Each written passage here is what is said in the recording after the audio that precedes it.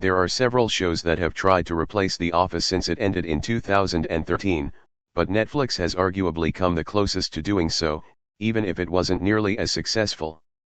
Although it didn't invent the mockumentary style of sitcom making, The Office certainly played a huge role in popularizing the subgenre.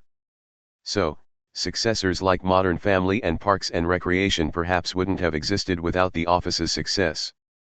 That being said, the show's most direct descendant to date strayed from this approach, but retained Steve Carell. Certain members of The Office's cast have gone on to further success since the show's finale.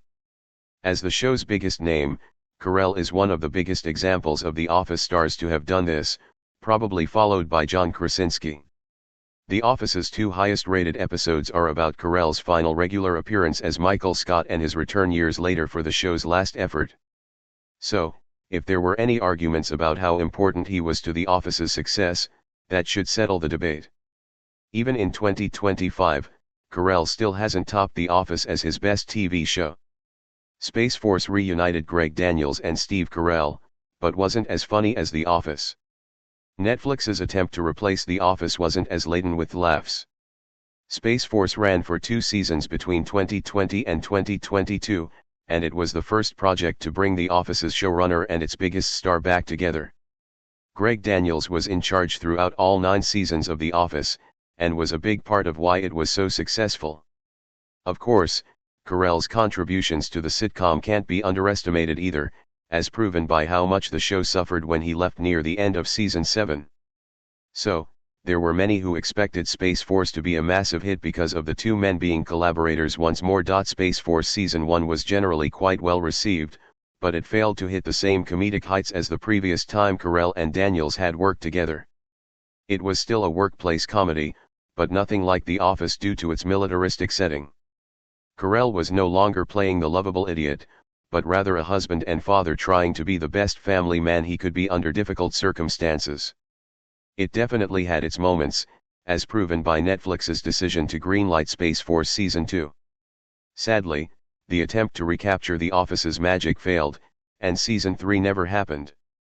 Space Force had an amazing cast, but the characters weren't as interesting. Carell was joined by other big Hollywood stars. Whereas The Office's cast initially consisted primarily of relative unknowns, Space Force went the opposite direction while sourcing its cast. The Netflix show sought out huge names from the sitcom world while also snagging a few big stars from Hollywood at large. Perhaps the most notable was the presence of Friends' Lisa Kudrow, who played Mark's incarcerated wife, Maggie Naird. John Malkovich also starred as Dr. Adrian Mallory, and Ben Schwartz played F. Tony Scaraputusi, essentially offering a toned-down version of his performance as Jean Ralphio Saperstein from Parks and Rec. Despite its stacked call sheet, Space Force lacked characters as compelling as The Office, and it was very easy to tell in a matter of minutes that the Space Force cast lacked the same level of chemistry as Carell's other ensemble. They weren't boring, and the performances were very good, but this element of the show was always going to be closely compared to The Office. This was perhaps an unfair benchmark for Space Force to reach so quickly, as The Office built up its characters over many seasons into the beloved figures they became.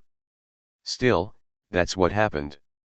Space Force's budget and critical reception likely played a role in the show's cancellation. Carell was taking a hefty wage for his performances as General Naird. Steve Carell as Mark being told something in Space Force. Space Force Season 1 performed just well enough for Netflix to order another run, but it didn't sufficiently improve on the second time out to warrant a Season 3. People were watching it, it's just that critical reception wasn't where Netflix wanted it to be. Plus, the show was not cheap to make. According to The Hollywood Reporter, Steve Carell's salary on its own amounted to a staggering $1 million per episode. For a price tag like that, plus other big expenses, it's not surprising that Netflix wanted more from Space Force than lukewarm reviews. Certain efforts were taken to try and make Space Force Season 2 work better. Firstly, production was moved from Los Angeles to Vancouver, and Daniels wasn't the only showrunner on the show's second run. The hope was that Space Force would grow and change as The Office did, but nothing Netflix tried managed to instill the desired transformation. Even now, Space Force only boasts a 59% score on Rotten Tomatoes, with a more favorable audience rating of 77%. So, with the show not justifying its high price tag or garnering enough positive reviews, it was axed. Space Force's failure is a reminder that replicating The Office's success is not easy.